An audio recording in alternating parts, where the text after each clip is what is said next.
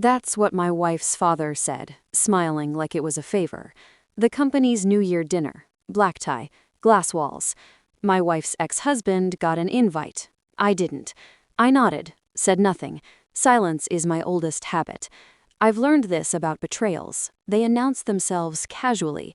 They arrive wrapped in manners. They expect gratitude for the cut. "You're outdated. We're done here," the CEO hissed months earlier in a different room, different table, same tone. I replied quietly, "Understood." That was the moment the retirement trust activated its voting rights. I didn't smile then either. I married into power. I didn't marry it. There's a difference. At the beginning, he called me son, said he admired my discipline, said I had good instincts. I believed him because I wanted to. That's the tax you pay for hope. I watched him rebuild the company after the crisis. I helped, quietly. Numbers at midnight.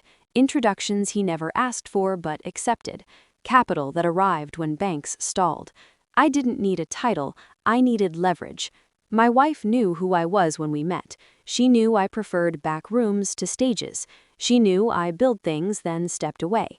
Her father knew too, or he knew enough to pretend. Then her ex came back into the picture.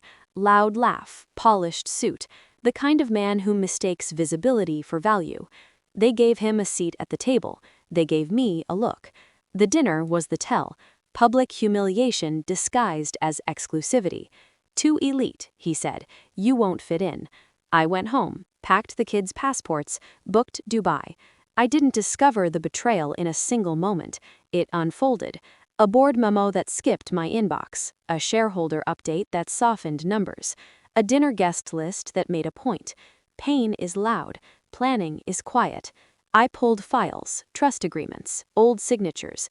I reread clauses written for winters nobody believed would come. I checked the calendar. I counted days. The retirement trust was a failsafe, mine, built years earlier, funded by returns nobody traced back to me. Its voting rights slept until certain words were spoken in certain rooms. Words like terminated, words like outdated. I watched. I waited. I let them think I was embarrassed. Let them confuse dignity for defeat. Dubai was light and distance. I posted pictures, the kids laughing on the palm, the skyline at dusk, a table by the water. I didn't tag locations. I didn't tag people. I tagged time. While the photos gathered envy, I sold my stake. Not all at once, never all at once.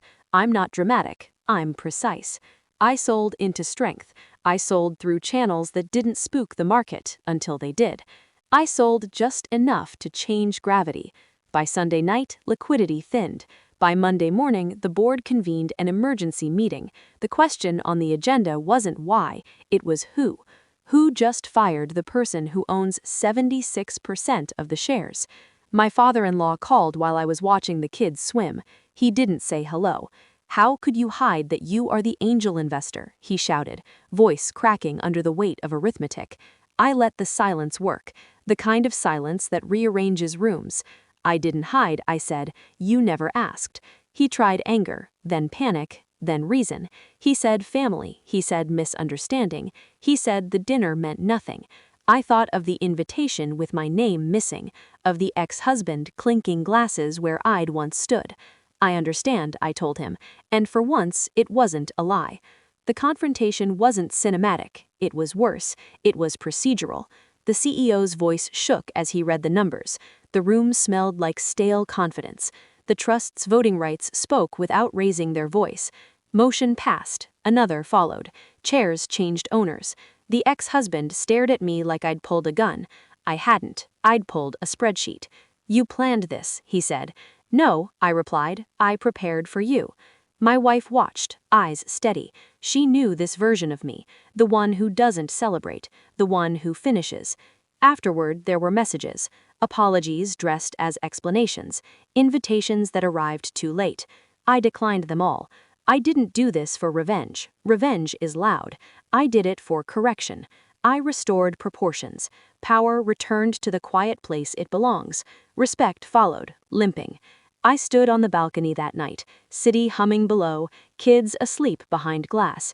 I felt nothing theatrical, just alignment, the relief of a system working as designed.